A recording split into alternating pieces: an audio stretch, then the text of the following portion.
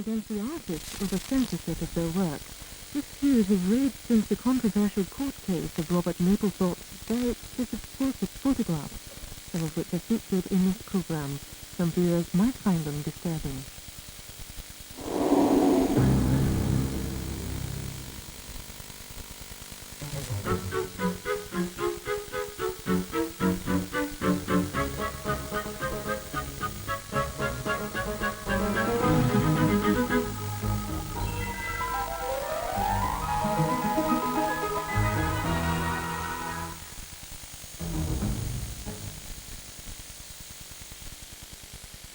Outrage, and we ought to terminate the National Endowment for the Arts because there will be no end to this argument and controversy over what is art and what isn't. We're talking about these sleazeballs who have been getting money from the NEA under the pretext of having produced something that they call art. They not only see this garbage, you can say, well, we didn't know that he'd engaged in this kind of filth. But then they see such a restricted profanation. Times have changed, and we've often rewound the clock since the Puritans got us stuck when they landed on Plymouth Rock. If today any topic you try to stand, instead of landing on Plymouth Rock would land on them. In olden days, the glint of sun was looked down as something shocking. Now, heaven knows, anything goes. Good authors who once knew better words, now only use four-letter words, writing prose. Anything goes. So we've had a lot in the last couple of years about the previous expression in the arts. Here to help us through this night here. Welcome, this is Jimmy Tingle, ladies and gentlemen. Let's hear it for him.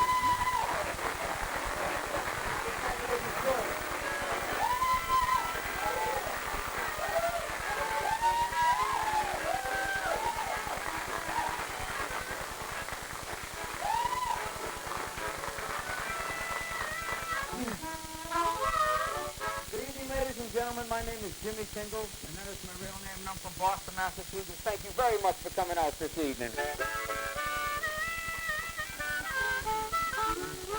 I hope everybody here enjoys music and American politics, because I have very few jokes.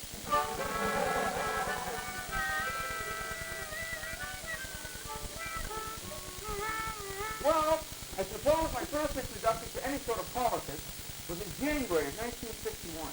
And at the time, John F. Kennedy was becoming the 35th president of the United States of America. And my mother, she gathered us around the television set. We watched his inauguration speech, and he talked about miles to go before I sleep, miles to go before I sleep. And ask not what the country can do for you, but ask what you can do for your country. I like that.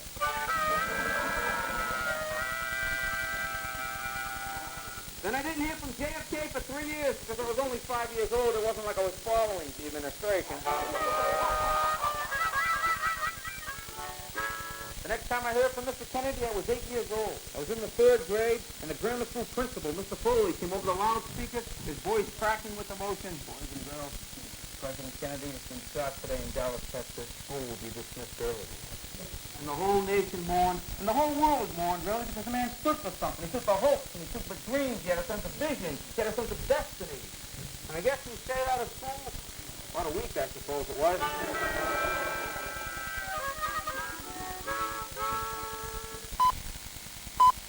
And now, recipe for repression. First, stir up fears about an uncertain future. Then, heaped with accusations of obscenity. Make sure to silence artists and others whose views are controversial. Serve immediately. For our next course, government issue morality. It's a long way from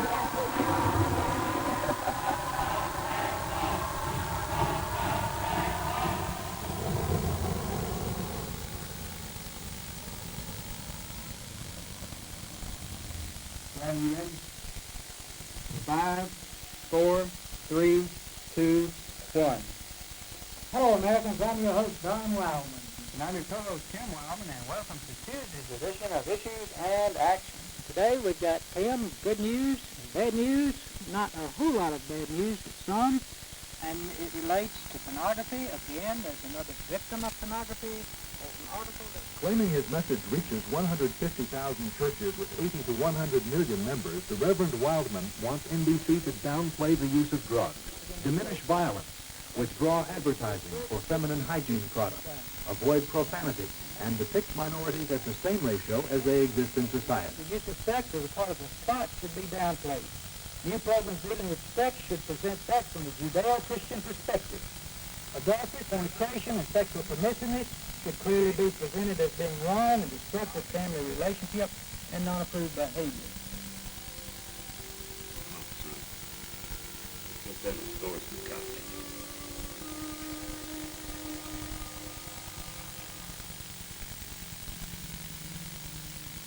I've got to report what's watching. Watching Hunter. We would be looking for sex, violence, profanity, and how Christians are depicted. He lapses into a plea to God. Is this the one who wanted to kill, God help him kill? God to help him kill the man who killed his wife. Pretty typical portrayal of Christians, right? All right, I've got General Motors, I got Phil Stewart. The media has become a real pervasive and persuasive influence. The media, for instance, can't tell you what to think, but they can certainly tell you what to think about. Violence and profanity. That's what we've done. I was a minister and enjoyed being a minister and would prefer to still be a parish minister. We started the AFA dealing with sex and violence on television because that's what we thought we were dealing with. Over a period of years, as we saw the whole broad picture, then we realized that really we're not talking about sex and violence on television. Really what we're talking about is a struggle for the very heart and soul of civilization. Good morning, American Family Association. Hi, how are you this morning? All right, I'll be happy to connect with you. We operate on about $6 million a year. 99% of that is $15, $20 a year. The computer has nearly 700,000 names.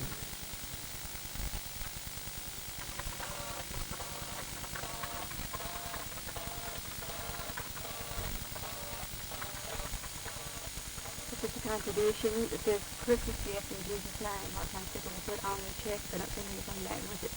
It's specifying where they want it to go, or if they want it, for a certain cause or something. That's what's said on there.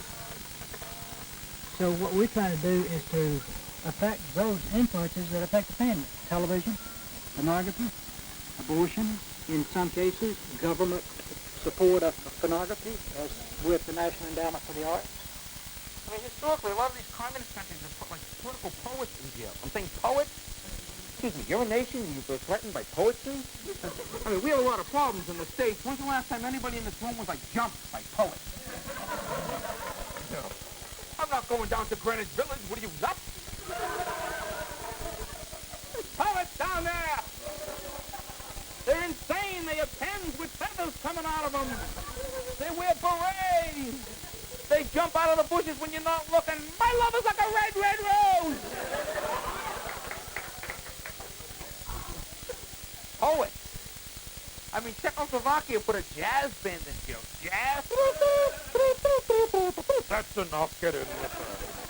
I was looking through the mail one day, and there was a letter to the editor. It was a 1-inch letter talking about a photograph of Christ submerged in urine on display at the local art exhibit. And this was in Richmond, Virginia. Here's the picture. The title, Piss Christ. Incredible. The only reaction that I ever recall about Piss Christ initially was when I first showed it at Stuck's Gallery. This woman came up to me, a reverend's wife, and she said to me, you know, when it comes to religion, my husband and I don't agree about anything, but we were both very moved by your picture. And that was the only reaction I ever got over Piss Christ. until Donald Wildmon came into the picture. We had our person, our chapter in Richmond, go down and check it out because I didn't believe it. And indeed, it was exactly what it said it was. So we took that photograph and sent it to the congressmen and senators. It actually started because of one little bitty letter to the editor. The whole controversy. What a disgrace. I think that his submersion of Christ in Europe was an affront to believing Christians. He's taken the person who's the most important centerpiece in our whole life and submerged it in Europe. Let's suppose, for instance, that he had put Martin Luther King in Europe and named it, I'm not going to use the term, but the street term for urine, King. Or let's suppose he'd taken the Star of David and submerged that in urine and put it on display. How would the Jews feel? Same thing. I mean, the thing with Piss Christ that really blew me away was, you know, all this talk about anti-Christian bigotry. And I thought, gee, I mean, like, I was raised a Catholic. I still consider myself a Christian in many ways. My work is an attempt to personalize my own relationship with religion. If anyone has the right to use the symbols of the church, certainly I do.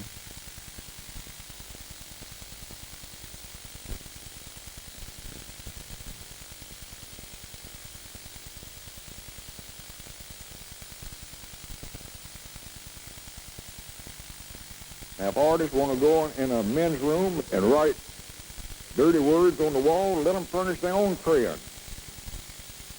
Let them furnish their own wall, but don't ask the taxpayers to support it. You know, at first I couldn't believe that people like Jesse Helms and Alphonse D'Amato would take the time to denounce me on the congressional floor. You know, that I would actually be, you know, an entry in the congressional record. If this goes unrectified, without there being corrective action, these crazies will go further. They'll say, we've got it. This is free speech. Serrano is a very interesting artist, he's 40 now, who was in a way discovered by much of the world because of the controversy surrounding his Christ. He works with the photographic medium. He would not consider himself a photographer per se. He uses the camera to create art. The series from which Piss Christ came was a series that related to bodily fluids of various kinds, interspersed with other imagery. The other bodily fluids series was his so-called cum shot series, in which he photographed his own ejaculations across a black background. More recently, he's done an extraordinary series on the homeless in New York called The Nomad. Another one on the Ku Klux Klan in Georgia. Very, very strong images. It's not like people are coming to your house and fucking the goddamn crucifix down the fucking toilet! It's a picture! I mean, I'm not exactly Joe Artist, as you can tell, but it's contrast. But it's a picture, that's my point. I bet you if the crucifix was in beer, it'd be on a fucking billboard. But when this came to our attention and it became public, we began to get letters from many artists saying, look, if you think that's bad, you just haven't been around. You haven't discovered anything. You just hang on. Look further, and you'll find sure enough offensive stuff.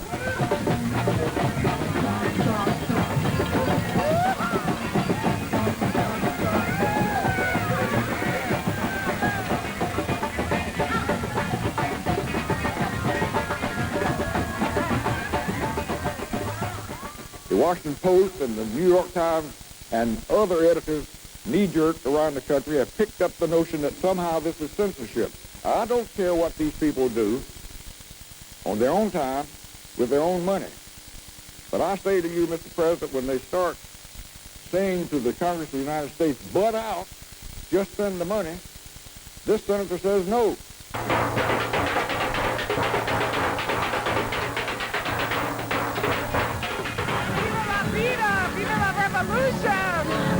Frida Diego, I mean, her paintings of her own birds and rebirth. they'd be censored in a minute by Jesse Helms today. Her pictures are in the mess. Roll up, it's the NEA circus. Come and hit Jesse in the nose. Get yourself an appendage. See if you can score right on the mark, right on his nose, right in his mouth. Get smart, defend art. I think that lots of us believe that the stuff that happens in the art world is never going to be seen beyond our neat little elite, well-prepared publics, who in fact are hardly ever offended at anything, except maybe the prices stuff. But the fact is that it happened, and it set a whole series of events in motion, partly because Reverend Wildmon, I believe, was rather rudely treated by the NEA, who in fact acted in a very high-handed manner, as the art world is accused of doing and so often does do. That is, total disregard for the way in which art intentionally challenges values. But when we say, oh, you don't like to have your values challenged, and are surprised that people say, when they say vociferously, no, we're the fools, not they. I think that Jesse Helms is kind of a dangerous man. The things that I've heard and read, I just hope that his career is short-lived. Who listens to him anyway?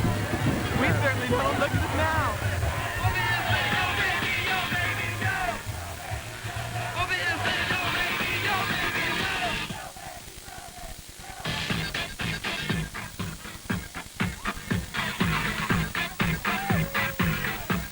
I think it's sickness masquerading as art. And if you allow the government to endorse that with official tax money, then you're simply aiding and abetting the decline and the decay of your society. What nonsense. What tripe. 85,000 grants since 1965 to artists, to traveling orchestras, to men and women of sensitivity and creativity. If we allow anyone to speak up, including Mr. Wildmon and his friends, about their viewpoints, we have to allow everyone to speak up about theirs. And inasmuch as I don't particularly want to go to one of their churches or read one of their haranguing newsletters, I don't want to be barred from going to a museum that has information, that some of which I might like and some of which I don't.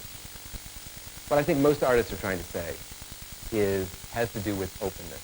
It has to do with sort of recognizing that our culture is full of an immense amount of diversity, and we need to get used to it, and we need to face it, and we need, in fact, to understand it, and perhaps to find some way in our hearts of embracing it. We don't have to be what someone else is, but we have to understand it, and we have to be sympathetic with it.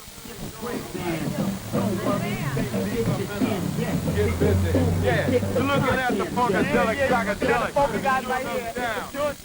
What I think Reverend Wildmon represents is the desire to exclude information that doesn't fit the picture, that doesn't serve the values. And that kind of exclusiveness is running counter to what we actually find, I think, essential in understanding how you live in urban cultures, for example.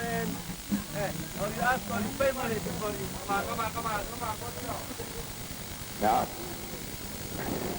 I guess I'm old-fashioned, but I don't like to talk on the Senate floor about the kind of stuff that has been funded. The taxpayers' money used for it. Like the woman who smeared herself with chocolate and urinated on the stage and invited people to come up and, how to put it delicately, I guess there's no way, to conduct a gynecological examination. Now, that's what I'm talking about, and that's all I'm talking about. That's all I've ever talked about. Look! Federal money going for photographs of naked men. It's obscene. It's wrong. It's obscene. It's wrong. Kind of interesting, considering for about 100 years, photographs of naked women have been considered entertainment for naked men. That's different. It's obscene. It's wrong. Men with penises. Look! Look at that damn thing! What do you prefer they have between their legs, Jesse? Cigarettes? If you just tell the committee, is it or is it not true?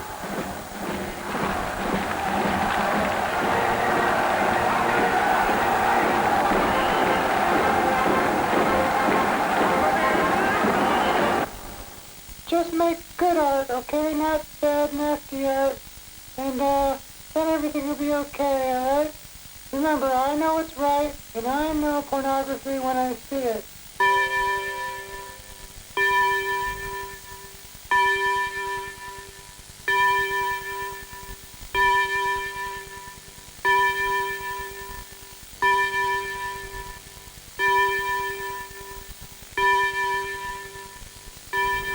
This committee is here to help keep America just as pure as we possibly can make.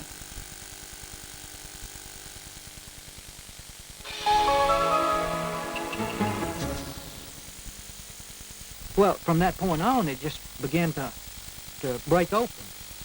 Mapplethorpe, one man with his. I mean, some of this stuff is so gross you can't describe it in public. You don't want to. One man urinating in another man's mouth, a bullwhip up his rectum, hardcore homosexual acts. So that's what it's all about. Good many senators realized what was happening. They spoke to it on the floor of Congress. The media picked up on it, and boom, it exploded. Garbage such as pictures by Robert Mapplethorpe, a known homosexual who died of AIDS and who spent the last years of his life promoting homosexuality. Now, if any senator doesn't know what I'm talking about in terms of the art that I have protested, then I'll be glad to show him the pictures. A lot of senators have seen them. And every senator, without exception, has been sickened by what he saw. Mapplethorpe photos caused a ripple in the nation's capital when the Corcoran Gallery attempted to show them last year. The gallery ultimately bowed to public pressure, and another museum showed them instead. But they went on to Chicago and Hartford, Connecticut without incident. But when they hit conservative Cincinnati, the law moved in and charged Barry and the Art Center with obscenity and illegal use of a minor in displaying some of Mapplethorpe's photos. A lot of Americans are uncomfortable with sexuality. It's not pornography, it's sexuality. And when they're confronted with it in any form, they don't know how to deal with it. They're uncomfortable. Or it brings out their worst fears about themselves. I thought it was very interesting that the people who so strongly attacked this show passed around Xeroxes, photocopies of the images among themselves and said, oh, look how terrible it is, but we can look at it. I have the pictures here. Would you hand them to me, please? Now, any senator who thinks that I'm attacking aesthetic art, I don't know whether the television cameras can see it or not. I'm going to be fast enough with it that they can. But I want senators to come over here, if they have any doubt, and look at the pictures. Don't believe the Washington Post. Don't believe the New York Times. Don't believe any of these other editors who have been so careless with the truth. Come over here and look at the pictures at my desk. I yield the floor. Oh, boy. Where are these Mapplethorpe photos anyway, folks? Have you seen them? Have the news media seen them? Have they printed them in the newspapers? No, we can't read about that. We can't read. We're not of that age. National debate, yes, but we can't see them. Why not? Who says we can't? They contradict our family values. Whose family? My family? Your family? Whose family? The Addams family? The Kennedys? The Rockefellers? The Royal family? The Flintstones? Who exactly are they talking about here? You know, that's what kind of gets me, you know, the family values. You know, we can't see them. Well, the news media can show us all sorts of other things. They show us, what's his name, gaudy victims in the gutter, right? The blood coming out, right? The guy's front page of the paper. Why can't they show us that? I wonder. I don't know. They show us Tiananmen Square. They can show us massacres, right? And tell us how they can demonize people in the press, right? Demonize Noriega. You got to demonize him or no one's going to go along with the invasion. Noriega, he was an alcoholic. He was a drug dealer. He was into prostitution. He was into witchcraft. How do you know? He used to work for us. We have his resume. We have his resume right here. This guy was an asshole. I mean, they can show us that. They can slant elections. They can, you know, promote, you know, they can do that. Why can't they show us this? We'll decide. I'll permit you to pass those around, look at those, and pass them around. There'll be no comments. And there will be no questions asked by counsel of this witness while you look at those photographs. Just pass them right down the line. The prosecution said the First Amendment had nothing to do with it. The defense argued the guarantee of free speech had everything to do with it. It was the case against the Cincinnati Contemporary Art Center and its director Dennis Barry on obscenity charges for displaying 7 photos by the late Robert Mapplethorpe in an exhibition of his work last spring. We didn't get complaints from people who saw the exhibition. The complaints came before the exhibition ever came to Cincinnati. It was before the fact, before they even had seen the photos. It was only what the rumors of the photos and what they were told the exhibition was all about. That's where the complaints came from. Saying there's no sin in Cincinnati drew new breath. Cincinnati's had for the last 20 years a very active anti-pornography movement. Don't show you have to be 18. They went after legitimate theater and legitimate movies, eventually closing such things as Last Tango in Paris and stopping The Last Temptation of Christ from playing here. That nobody else has. Stick with my album. I made 2 versions. The First Amendment gave us freedom of speech. And I do believe that when they looked at the list, when Helms and his buddies, such as the Reverend Donald Wildmon and others, looked at the list of where the show was going to go, they saw that in Cincinnati they had a city where they could make a stand and create the issue, because they had in place a number of the leaders that would create the issue here in this city. Welcome to my courtroom in the Hamilton County Courthouse. My name is David Albanese. I was a presiding judge in the Mapplethorpe trial that took place here in 1990 in September and October. I'd like to take you on a short tour of the courtroom where the trial took place. As you can see, it's a compact courtroom. All of the chairs here in the back were usually occupied by the news media. And during the course of the trial, the defense attorneys and the defendants sat at this portion of the table with the prosecutors and their staff over on this portion of the table. Of course, the witnesses testified about State's Exhibit It's number very 4. symmetrical. State's Exhibit number 4. That's an extremely symmetrical image. And that's the one where the forearm is up. Is that correct? The forearm is in the very center of the picture. And what are the formal Leading values? again once to the center of the picture, which is very characteristic of his flowers, which often occupy the center of a photograph. And the stamen of the flower will come directly towards the viewer, just the way the forearm of this black man's arm comes with the viewer. And they face directly to where the jury sits, across from the judge's bench.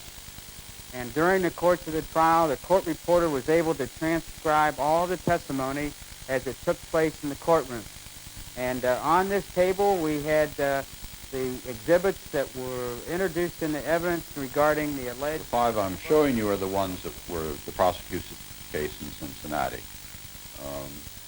This is one that Mrs. Helms particularly didn't understand. And the senator, I don't think that they approved of that. But they were not published at the time with any sense of appealing to the prurient taste of any audience. They were Robert's work at the time. And of course, this is the most valuable of the individual images in the portfolio. It's about $10,000 for an edition 25, and that's a self-portrait of Robert with a whip. Let me put it this way. I'm not a great art connoisseur. I don't know a whole lot about art, but I have visited on several occasions Sistine Chapel. I have been to the Academy in Florence and seen Michelangelo's David. Now, the reason I bring up, for instance, David, is because David is a nude. But it's a magnificent work of art. And if you're going to compare David, say David, if you're going to say that the photograph of one man urinating in another man's mouth, or Mapplethorpe with a bullwhip up his rectum is equal to Michelangelo's David, then I say you're sick. It's incredible. That's not art. A man with his fist up somebody else's anal canal, which could be fatal, by the way. taking a picture of that, or a little girl with her dress just so and no underpants so that the vaginal area becomes the focal point of the photograph? It's not art. It just isn't art. That's child pornography. We're all ashamed of Jesse and this censorship thing. Our new favorite art critic. I'm assuming you know all about this, and if you don't, well, tough.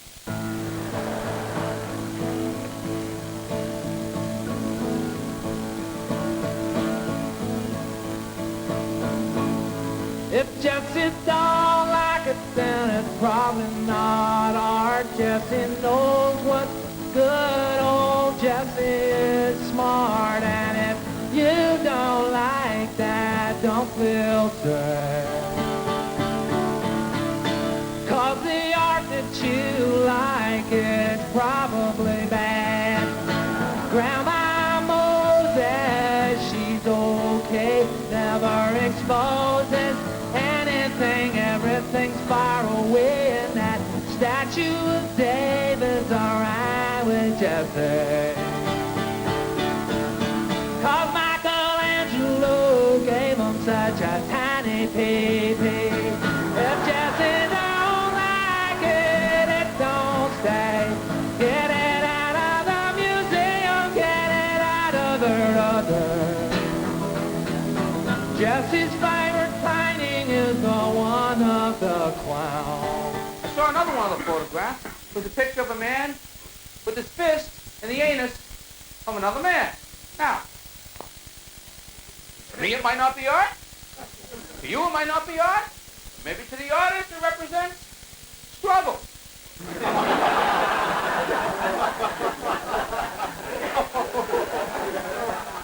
I don't know, folks. I don't know, but just because I don't know doesn't mean it's not art. I'm not sure. I saw another photograph of Mapplethorpe himself, a self-photograph, I guess, with a bullwhip in his rectum. Now, to me, that's hilarious.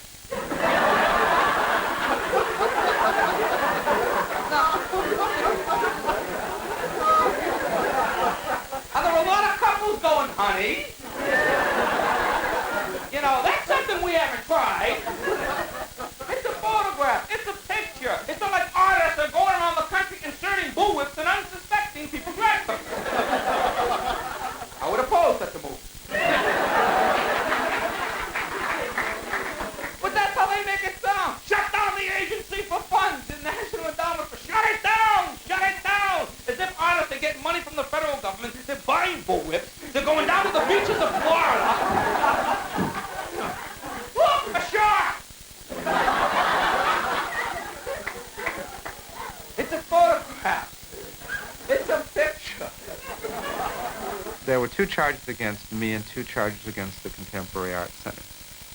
The 2 charges for both were pandering obscenity and the use of children in nudity-oriented materials with lewd focus on the genitalia and without parental permission. I faced up to a year in jail and $2,000 fine in the Contemporary Art Center. The entity of the Contemporary Art Center faced a $10,000 fine if we were convicted. Where Bastards got to go, hey, hey, go home. Where Bastards got to go, hey, hey, go home. Where Bastards got to go, hey, hey, ho, ho. Where Bastards got to go, hey, hey, ho, ho. Where Bastards got to go, hey, hey, ho, ho. Where Bastards got to go. A number of years ago, people focused their fear on communism and on communists, and so anyone who fell within those realms were victim of that. And then we had the Cold War, and now it's over, so they have to find someone else. And right now, because homosexuals are harbingers of disease, they become a good symbol of that. And Robert, being obviously a gay artist, and his subject matter being that of gay men, is an obvious choice. He's not the only one. It just so happens that he was positioned at a point where a very organized group of people were able to focus their fear onto him. The man was I think from what I've read about him, and I'm not an expert on Robert Mapplethorpe, but I know enough about him to think that he was one of those people who never grew up sexually. He was sexually immature in a lot of different ways, and I think he was trying to get shock value out of those 7 photos. Up yours, Charlie, that sort of thing. I think, does that go over in England too? They understand that language? Okay. The dialogue is about whether you should be allowed to address certain issues. And I think that's the Pandora's box that, you know, the bolted door that is so terrifying to people. Because so many people, especially in this culture, refuse. You know, it's a story of denial, and that's one of the most brilliant things about Robert and the attraction to Robert, no matter what you think of his photographs, was that the man was fearless in terms of putting out there in the world images which to him were important to his life and to his creative process. I mean, that was a pretty amazing thing to do, you know. The work was a documentation of what was happening at that point in time. Robert did know those people. Those poses, those positions, those moments were all real ideas that those people had. Robert would photograph what people did sexually, and this is what they did. On its surface, it would be every mother's nightmare. I never found it sick or evil, but those are my sensibilities.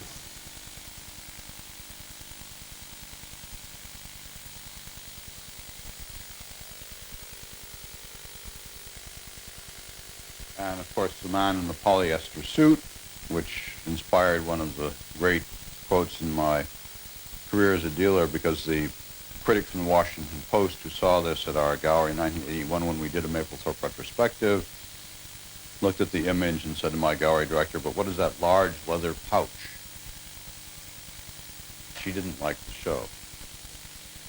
What I think people miss when they think that Robert Mapplethorpe is making pornography is the fact that his camera looked at a lot of different subjects, and virtually all in the same way.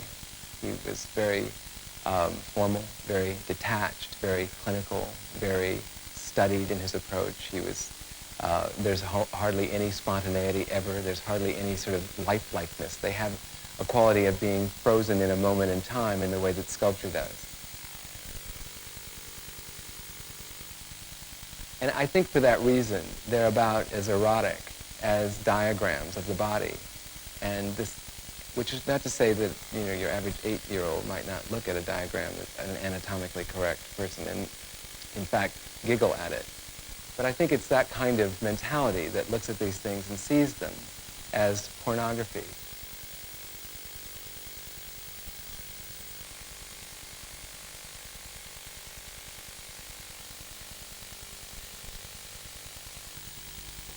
And then, of course, one of his greatest, to me, greatest single works, Mercury from 1987, platinum on linen, exhibited at the Victorian Albert Museum in February of '88, a value at this point in excess of $150,000. Robert's public persona was one of great power, bad boy, carefully cultivated, both in the way he dressed and images he was working with. Robert, the person, was actually incredibly shy, soft-spoken, and gentle person. As a friend, Robert was incredibly generous, you know, giving in that way, you know, taking you along on his trip, where he went, who he saw. A big part of that decision-making process was about career, getting it out there, getting himself out there, getting the work out there. And I guess that's, you know, one of the reasons you live in New York as a professional artist. And he was very, very, very good at it. At the end, of course, Robert knew that he was dying of AIDS. Throughout his career, he made a series of self-portraits. This is the last self-portrait in which the agony is very much there in his eyes.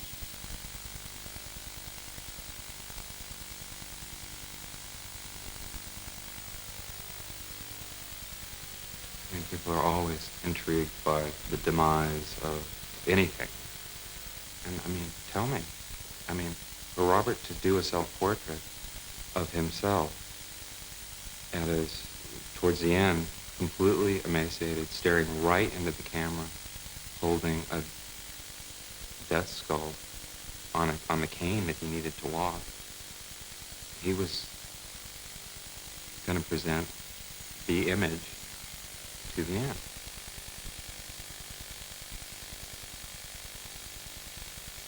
Now back here, you'll notice that the jury room is situated right off of the courtroom. The door comes right back from the courtroom to here, and this is where the jury actually deliberated.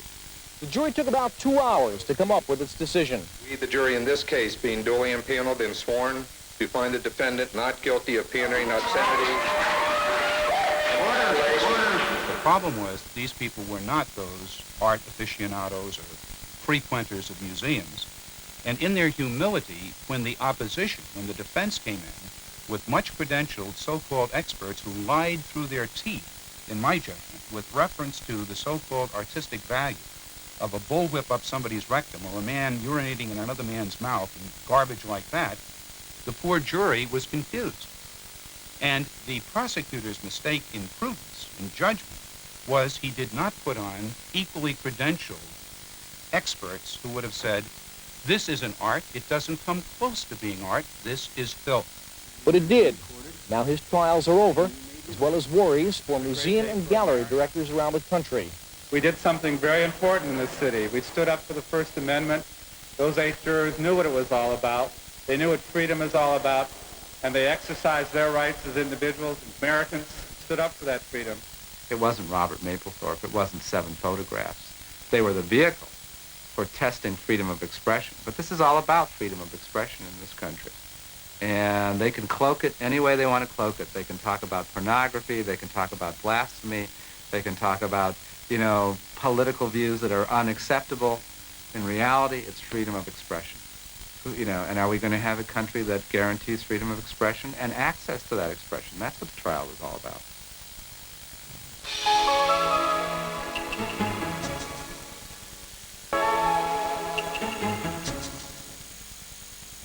If you are a Christian, you've got to live it. You've got to, it's not something that you go to church and say a prayer and go home. In my mind, that's hypocrisy. So what is your To be faithful in that job which I feel like God has called me. What is the job? To deal with some of the filth in our society today. To try to change some of the trends I see, some of the immorality, some of the cheapness of human life that I see portrayed in the media. You're in control, just like a child. Heaven help me. From time to time, we spent $2 to $3 million promoting boycott. Most of the time, $200,000 will take care of it. I wanna take you there. Madonna is very anti-Christian. She had a video simulating having intercourse with the symbolic figure for Christ. There's nothing there except sensuality. That's all she's selling, plus the anti-Christian bigotry.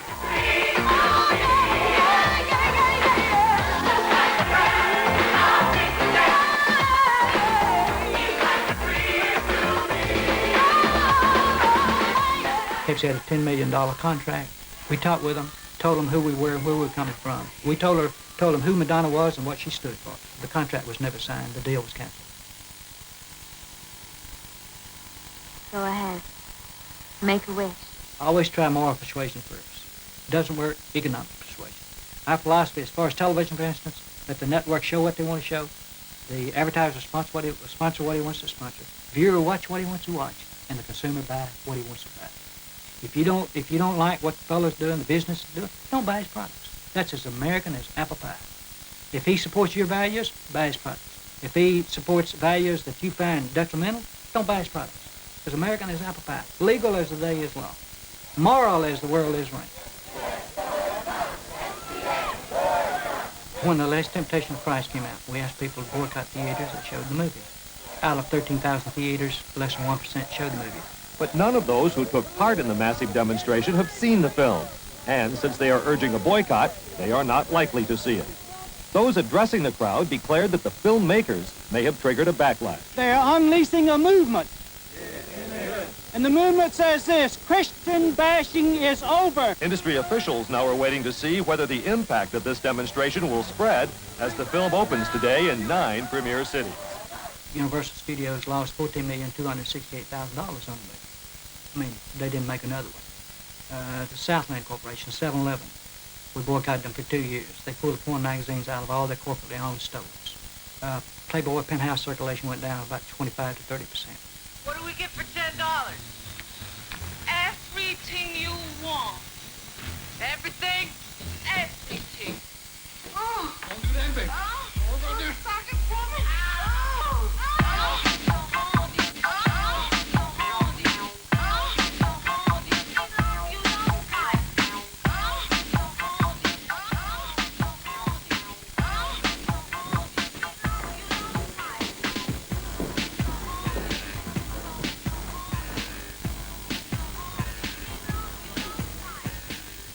Playboy is so obviously mainstream American culture and entertainment that it's hard to find a lot of people who find magazine stepping over the boundaries of what is good taste or what is acceptable. So that week is not, that's not too much. The Wildmon type groups succeed by pretending they have more power in the marketplace than they really do, and that's how they create fear on the part of companies that they approach. And one of the things that it's important to do is to strip away that, and while you have to address and attack their rhetoric, you need to also understand that they're a fringe group, and I think that they're going to be increasingly perceived as a fringe group. Wildmon doesn't want to engage in a debate of marketplace ideas. Wildmon wants to remove from the marketplace the ideas he doesn't like, and that's a very anti-American attitude. I'm saying, look, let's put it out in the marketplace. You make your case, I make my case. I'm willing to take the end result. They say, no, that's not fair. You can influence people, you know. You have influence because you don't buy their products, and they don't want controversy and any number of other things. I'm saying that's the same thing you've been doing for years. What's wrong with me doing it? Well, the thing that's wrong is that I happen to come from a different political and philosophical philosophy. And that's really what's wrong with me, is that they don't agree with my religious convictions. I'm applying them the same way they are. I'm doing identically the same thing that the liberals are doing. But the problem is I'm being successful, and they don't like it. Yeah, some of the acceptable obscenities in life, some of the acceptable obscenities, things we just take for granted, you know? I mean, they're making a big thing about the Playboy magazine. Now, 3 years ago, I was down in Florida. I went into a 7-Eleven to get a Playboy magazine for the other comedians. So I walked in. I said, excuse me, mister, where are the Playboy magazines? We're sorry, sir. We no longer carry Playboy here at 7-Eleven. We don't feel that the Playboy magazine is an accurate representation of the values and the morals of the 7-Eleven chain. Excuse me. What could I possibly get to read in this great temple of learning? Oh, enlightened one. I, this ignorant castaway on the sea of darkness, who by God's grace have drifted into the aura of your great moral light.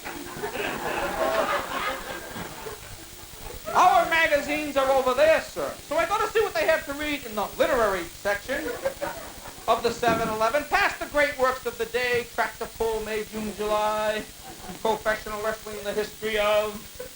And there are all these military magazines. Guns and Ammo, Gung Ho, Soldier of Fortune, different ways to kill people you haven't met yet.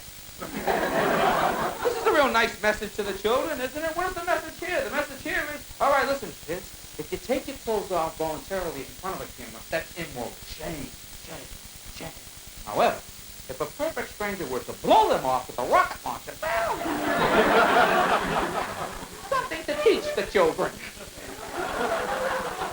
Mr. Wildmon, greetings in the name of our Lord Jesus Christ. May this letter find you in good health and also enjoying the many other blessings of God. Thank you for doing what you do and giving me an opportunity to write and unite with others to fight pornography. Pornography was always in my life on the outside. Remember now that he's in the pen.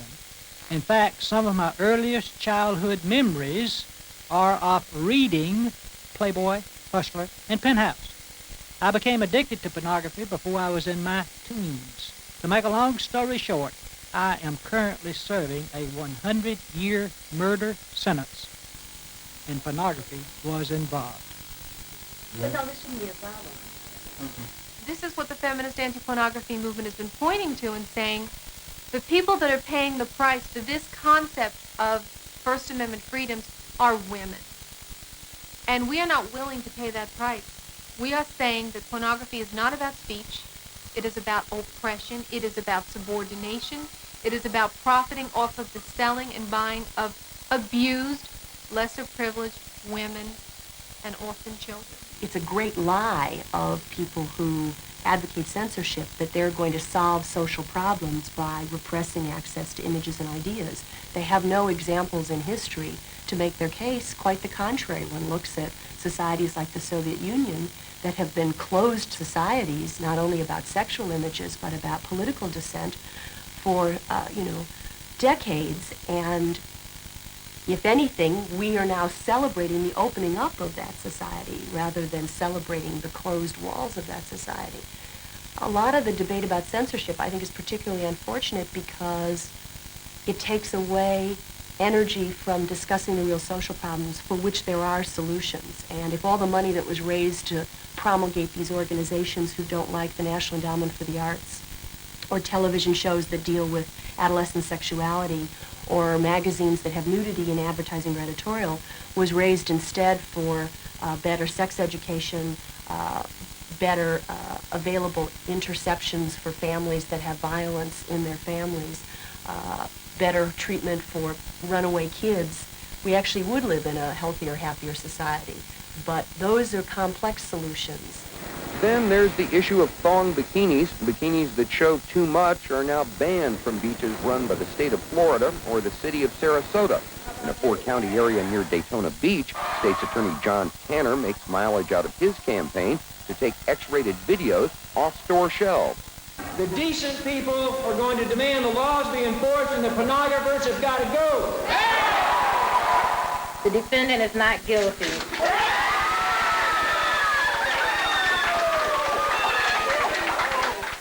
The 2-week trial of the Two Live crew ended after just 2 hours of deliberation by a Broward County jury. The not guilty verdict marked the group's first courtroom victory in an ongoing battle over their lyrics. Yo soy Juanita, pero no soy suertecita. ¿Tú crees que porque estoy vestida así, soy una puta? Oye, yo vengo de una familia muy católica. No, mijito, yo no mamo ninguna pinga. I bumped into her at the Coco Cabana. I'm Charles Freeman, owner, operator of EC Records in Fort Lauderdale, Florida. I'm the only record store owner convicted of a misdemeanor selling As Nasty As They Want to Be, Two Live Crew, third album in Fort Lauderdale, Florida on June 8th, 1990. I was arrested by BSO undercover officers after they had purchased the album and cassette on Two Live Crew. And of course, most of you probably know by now that this is the album that I sold and had been selling for approximately 10 months prior to my arrest. No, it's sweeter. Okay, Juanita, now I must be your guy. She said Juanita's my nickname. Call me Spanish Fly. Bueno, tal vez te pueda hacer el favor, pero solo si tú me mamas la chocha. Y después, yo te Friday, a mamo Broward County record store owner was arrested for selling the album to undercover detectives. And on Sunday morning, after what was billed as an adult-only performance at a Hollywood, Florida nightclub, Two Live crew members Luther Campbell and Chris Wildmon were arrested. Fans on the streets and in the stores reacted the same way. Freedom of speech! Because of the nationwide publicity, Nasty As They Want to Be has sold 1 million copies, and with every court case, sales increase even more. In Florida. Florida. Just get the laugh just saying it. Florida. Which one's mine? Is this one mine? Florida. Anybody in Florida can get it done. Literally, anybody can get a gun. And you know where the guns end up? Here!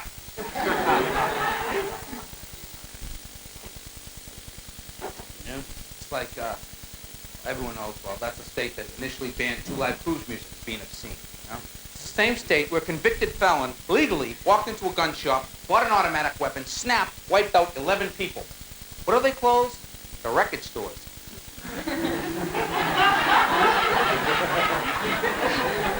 Now, folks, I'm not a big fan of obscenity or swearing during rock or rap music. When's the last time anybody in this country died from, like, an obscenity to the upper torso? You know, suck my dick! Ah!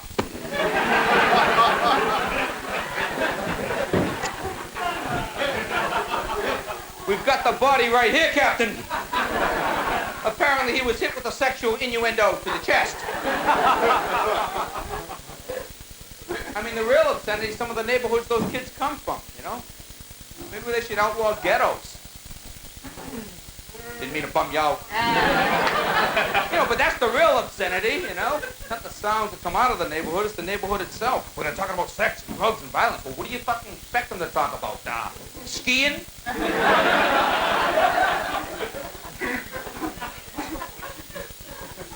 We were on the slopes the other day. On the slopes in Miami. Luther Campbell, lead rapper of the Two Live Crew, has announced the release of the group's next album. It will be in mid-September, and he's promised it will be even more nasty than their last LP. Well, in our People in the News segment today, we'll focus on Luther, who was once known as Luke Skywalker. Is he a man or a myth? I figured like I was singled out, you know, and I was, and the reason why I was being singled out was because I was a black-owned company, and I owned my own company, and it was a black group. Tonight, we'll reveal the results from our poll concerning the Two Live Crew's efforts to sell their Two Live Rockets. Luke Records. Okay, we sell t-shirts, sweetie, but it has to be on Monday, and you have to speak to Anna. All ready? Okay, bye-bye. You know, they call him, it's like, hi, may I speak to Luke? Like their personal friend. It's like he's really going to speak to him. He doesn't have time anymore. You know, he used to be able to take the phone calls from fans, but, you know, it's gotten out of hand, and he's not able to do those things. Success. Now put it in the ball!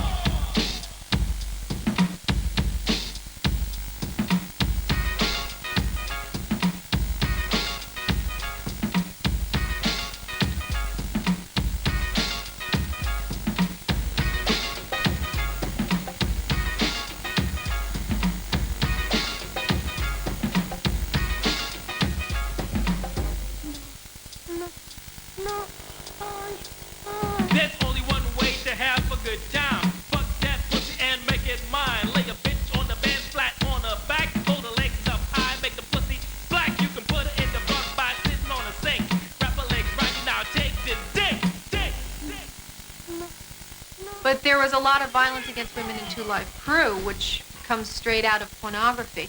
As a matter of fact, I did a television show recently where they showed an interview with one of the speakers or singers in Two Live Crew, and he stated, he made the connection was very clear for him. He said that his music was designed to be enjoyed just the way Playboy is being enjoyed. They've had 2 more murders, you know, shootings at least, and they've had something like 127 felonies committed on the site in the last 6 months. Everywhere Luther goes, the maggots come by for obvious reasons. He's rotting meat from a moral standpoint, totally untalented slob. Big time First Amendment issue. This is the first issue that actually tested the First Amendment, what people did, you know, people who didn't know what was actually going on was thinking like, yeah, you know, ban them, you know, you can't just say that. I take a precaution that nobody else has. I stick with my album, I made 2 versions, and I still got these clowns right up. The First Amendment gave us freedom of speech. So what you're saying, it didn't include me? I like to party and have a good time. There's nothing but pleasure written in our rhyme. After a while, the cops are going to have a right to come in our house, you know, and tell us what we can say and what we can't say.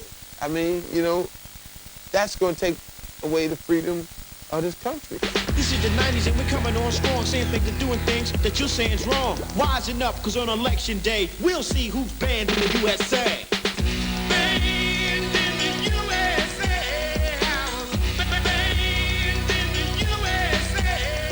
Luther Campbell, in my opinion, is a very clever fellow, utterly stupid, untalented, no creativity whatsoever.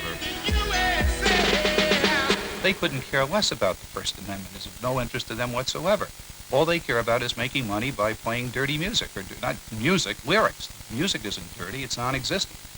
But the lyrics are dirty, and that's their intent. And they were laughing up their sleeves at the pseudo-liberals, the bleeding hearts, who were coming to their defense, because all they care about is what they cart off to the bank. I'm from a place where at night at 11 o'clock, you hear shootings. You hear babies crying. You hear people getting beat up. You see mothers and fathers fighting on Friday. You see drunk people, you know, every day walking around. You see homeless people. You know, that's where I'm from.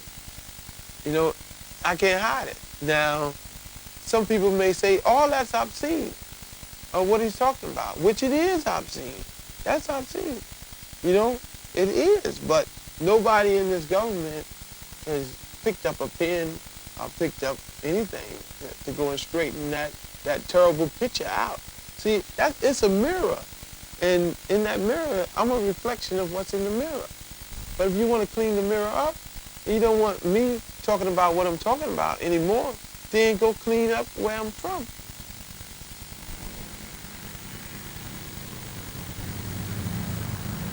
When I started AFA, I lived in a suburb of Memphis and moved back here so that my children could grow up in a smaller community. I really didn't want them to grow up in a larger community like that. What is Tupelo most famous for? It is the birthplace of Elvis Presley. I liked the man, and I liked his music. I was his contemporary, so to speak. He was a couple of years older than I was.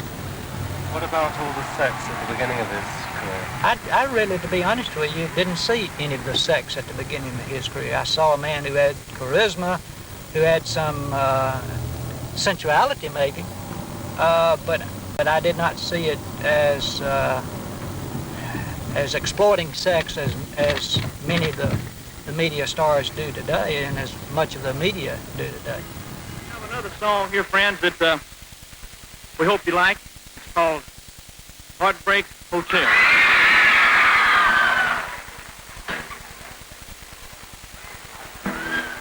Well, since my baby left me, well, I found a new place to dwell. Well, it's down at the Let's see, right over the crest. See the top of it between those trees. Right here, yeah, on the right. There is the birthplace of Elvis.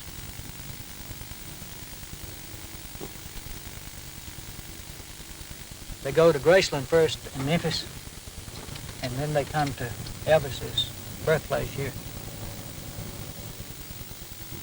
I think on the one hand, you have artists sort of wanting to deal with real issues in real life, and at the same time, you see a lot of people who would prefer that the world had never changed from what they perceived to have been a wonderful golden age of fathers loving mothers and mothers loving back and everybody taking care of their 2.6 children and living happily ever after in sort of houses in the country. Whether that world ever existed is, of course, a good question. But it doesn't exist for artists anymore. And a lot of people, nevertheless, want to retrieve it. We've had some come to tell us they were Elvis, you know. We've had a lot of those. Yeah. Oh, well, it's good to see you, Good to see Wildmon. you. I'm glad I got Okay. to talk to you. Bye-bye. Bye-bye. If I had my druthers, I'd rather get up and walk away. I'd rather not be involved.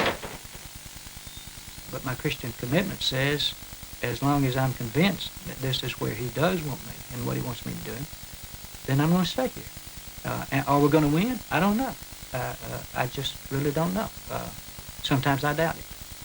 But the Lord doesn't require me that I be successful. That's the difference in the value systems. The world says you got to be successful, you got to be number one. I don't have to be successful, I don't have to be number one. The Lord only requires of me that I be faithful, period. So whether or not we'll be successful or not remains to be seen. I won't know in my lifetime. I mean, the way I look at it, if you don't like Two Live Crew's music, don't go see it. I mean, don't buy the album. You don't like the Mapplethorpe photos? Don't go see the display. It's as simple as that. You don't got a bullwhip in your rectum, you got nothing to worry about. Bush is talking about a new order. Well, look at the Ayatollahs. See, the weapons aren't always that effective because you can't always change people's, minds with them, and that's what we really have to do, I think, on the planet, on a broader terms, change people's minds, not just their behavior, but like, look at all the weapons. The Ayatollah took our hostages. He wasn't afraid of nuclear weapons, chemical weapons, planes, tanks, aircraft carriers, none of that stuff. As a matter of fact, the only thing the Ayatollah was ever afraid of was Salman Rushdie's books. We should be building bigger and better books, you see. That's what we need in this country. Anyway, so from time to time, I end up telling these people these jokes, and people are yelling, "Come on, tell a joke! Jesus Christ! What's this, firing line? Come on!" I tell her, "I don't want the issues. If I want to hear the news, I would have stayed home."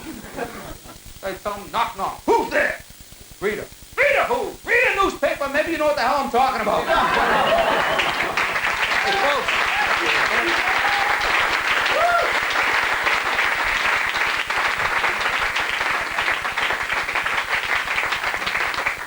I'd just like to say to you folks, thank you very much for coming out tonight. And if anybody here didn't like it, and anybody home watching television didn't like it, do me a big favor, will you please? Please, try to get me censored. I really need the exposure. Thank you very much. What is this? Is this not America? This is not China. This is not Russia. This is not the place where they brought down the walls. This is America. We have the right to say what we want to say. We have the right to do what we want to do. And what I do in my house, you might not do in your house. So what I do in my house is my business. And the simple fact of it all is that we are bonded by the First Amendment. We have the freedom of expression. We have the freedom of choice. And you, Chinese, black, green, purple, Jew, you have the right to listen to whoever you want to, and even the Two Live Crew. So all you right-wingers, left-wingers, bigots, communists, there is a place for you in this world, because this is the land of the free, the home of the brave, and Two Live is what we are.